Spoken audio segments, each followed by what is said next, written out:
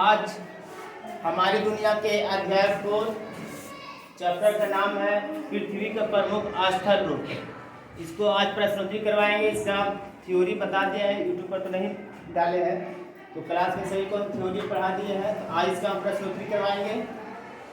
तो इसका प्रश्नोत्तरी है तो सबसे पहले है कि ऑब्जेक्टिव प्रश्न है। ऑब्जेक्टिव प्रश्न में होता क्या है कि 4 ऑप्शन दिया हुआ रहता है, उसमें एक जो सही है उसी को टिक आउट करना रहता है। जो कंपटीशन के एग्जाम में पूछता है ठीक उसी तरह से हम 4 ऑप्शन यहाँ पे लिखे हैं। चाहते थे हम उसका पूरा सही आंसर भी लिख सकते थे, लेकिन पहले से हम लिख दिया ताकि टाइम कम रहे, कम समय में पूरा हम चैप्टर कंप्लीट कर सके, इसलिए पहले से बोर्ड पर लिख दिया है। तो 4 ऑप्शन जैसे कि कंपटीशन के एग्जाम रहता है ठीक उसी प्रकार हम बोर्ड पे लिखे हैं। तो सबसे पहले हम देखेंगे इसमें कह रहा है कि सही विकल्प चुने। सही विकल्प चुन 4 ऑप्शन में जो सही है उसी को चुनना, ठीक है। तो हम शुरू करते हैं। पहला क्वेश्चन है कि बिहार में सोन नदी किस तरह के क्षेत्र से होकर गुजरती है।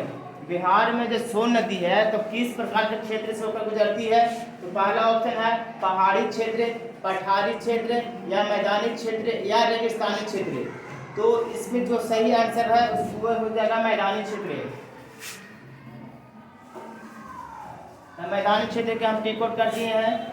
उसके बाद है दूसरा क्वेश्चन कि वाल्मीकि नगर जो है, वाल्मीकि नगर बिहार के किस क्षेत्र में अवस्थित है। तो सबसे पहले हम ये जाना है कि वाल्मीकि नगर है जो एक बिहार का एकमात्र वाल्मीकि नगर जो नेशनल पार्क है, यानी कि बिहार में सिर्फ एक ही है नेशनल पार्क। उस पार्क का नाम है वाल्मीकि नगर नेशनल पार्क, जो बिहार के पश्चिमी चंपारण जिला में पड़ता है। जो यहाँ से अगर हम बिहार के मैप में देखें तो इसका डायरेक्शन है, दिशा पूछ रहा है, तो इसका अगर सही डायरेक्शन देखा जाए मैप में तो ये होगा, उत्तर में तो होगा ही, उसके बाद पश्चिम होगा, यानी कि उत्तर और पश्चिम में इसका सही आंसर है कि क्वेश्चन पूछ रहा था कि वाल्मीकि नगर बिहार के किस दिशा में है। तो सही आंसर होगा उत्तर और पश्चिम के कोना में, क्योंकि बिहार का जो सबसे ऊपर है यानी कि वहाँ उसका सीमा है जो उत्तर प्रदेश भी टच करता है, उधर नेपाल से भी सीमा टच करता है। तो इसका आंसर तो ऑब्जेक्टिव में यहाँ पर तो ऑप्शन उस तरह से नहीं दिया हुआ है, लेकिन फिर भी हम लोग को मानेंगे तो पश्चिम ही मानेंगे।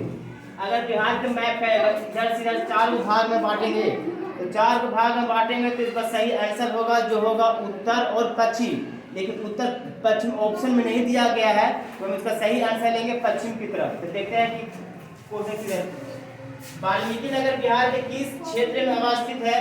तो इसका सही आंसर ऑप्शन 4 हम पहले बोल देते हैं, पश्चिमी क्षेत्र, पूर्वी क्षेत्र, दक्षिणी क्षेत्र या उत्तरी क्षेत्र। तो सही आंसर हो जाएगा पश्चिमी क्षेत्र। उसके बाद हम तीसरा क्वेश्चन देखते हैं आज का।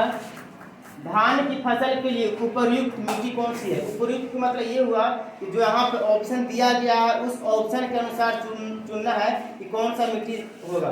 तो यहाँ पे धान की फसल के लिए उपयुक्त मिट्टी तो 4 ऑप्शन दिया हुआ है, बलुआही मिट्टी, चिकनी मिट्टी, दोमट मिट्टी और पर्वतीय मिट्टी।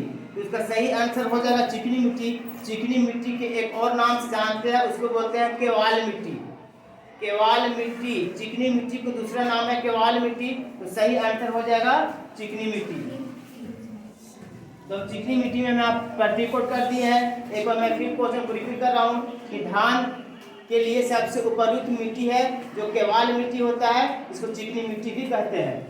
अगला क्वेश्चन है कि पठार के ऊपर की सतह होती है। तो पठार की ऊपर की सतह होती है नुकीली होती है कि सपाट होती है कि संकीर्ण होती है कि ढालदार होती है। इसका सही आंसर हो जाएगा सपाट होती है।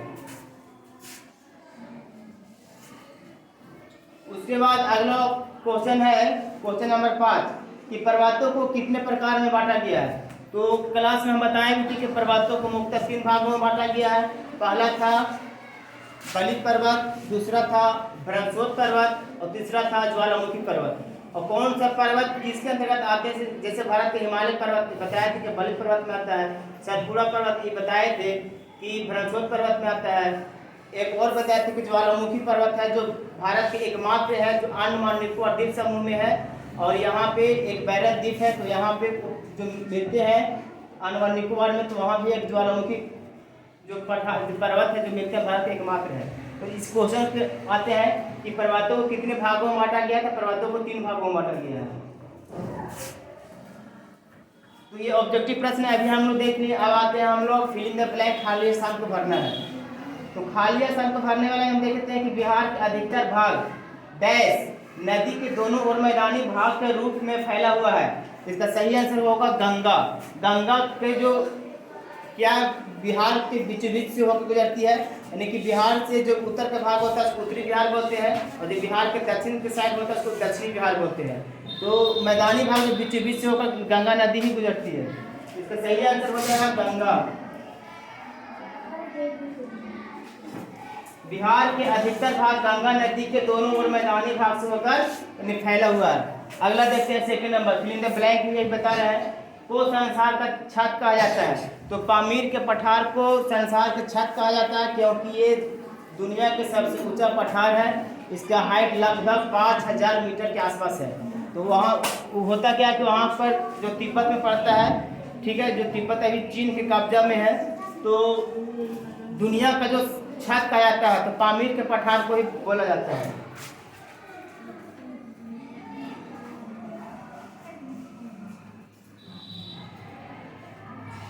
पामीर के पठार को दुनिया को छत कहा जाता है। अगला क्वेश्चन देखते हैं, पहाड़ों की लंबी श्रृंखला को श्रेणी कहते हैं। इसका हो जाएगा पर्वत। पहाड़ों की लंबी श्रृंखला को पर्वत कहा जाता है। उसके बाद है शिमला और कश्मीर देश के प्रमुख पर्यटक स्थल का क्या है, तो केंद्र है। शिमला और कश्मीर देश के प्रमुख केंद्र पर्यटक स्थल के उदाहरण है। ठीक है, अब यहाँ एक और बचा हुआ है, प्राकृतिक वातावरण के बदलते स्वरूप के प्रमुख कारण बढ़ती है। तो क्या बढ़ती है, आबादी बढ़ती है।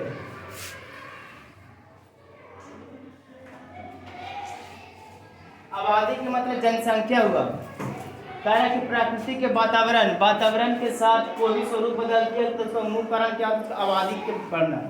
जहाँ पे वातावरण मानव का रहने लायक रहेगा वहाँ पे जनसंख्या ज़्यादा रहेगा, सघन जिसको बोलते हैं, और जहाँ पे आबादी कम रहेगा उसको हम लोग विरल कहते हैं। सघन माध्यम, विरल माध्यम आप लोग को साइंस में भी पढ़ना होगा, हम वहाँ नहीं जा रहे हैं, फिर लंबा पीढ़ी हो गया। उसको हम जस्ट अगला क्वेश्चन पे आते हैं, सही मिलान करना है। तो इस तरह से बुक में दिया हुआ है तो इस तरह से हम मिलाएंगे, लेकिन जब आप लोग एग्जाम में मिलाने के लिए जब आएगा तो सीधा सीधा मिलाएंगे। ठीक है, हम यहाँ पर समझाने के लिए हम यहाँ पे इस तरह से लाइन खींच रहे हैं, लेकिन आप लोग को मिलाना कैसे हम बताते हैं। जैसे मान लेते हैं कि भ्रंशोद पर्वत, तब भ्रंशोद पर्वत किसका उदाहरण है, सतपुड़ा पहाड़ी। हम यहाँ पर तो लाइन खींचेंगे, जब आप लोग एग्जाम में लिखना रहेगा तो यहाँ पे से एरो मारेंगे और डायरेक्ट इसका आंसर लिखेंगे।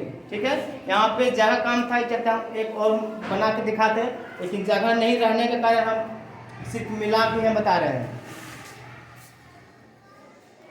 तो जगह रहता था हम फिर से बताते कि एग्जाम में कैसे करना है। एग्जाम में आप लोग को लाइन खींच के मिलाना नहीं है, वहाँ पे क्या करना है, जैसे कि बलित पर्वत, तब बलित पर्वत किसका उदाहरण है, तो हिमालय पर्वत का उदाहरण है। तो बलित पर्वत के बीच में हम एरो देंगे, एरो देके डायरेक्ट लिख देंगे हिमालय पर्वत। तो यहाँ पे हम समझाने के जैसे बुक में था उसके चलते हम लिख रहे हैं, तो एग्जाम में आप लोग क्या करेंगे, उसको एरो देके करेंगे। ठीक है, तो जैसे कि भ्रंशोद पर्वत, इसका सही आंसर हो जाएगा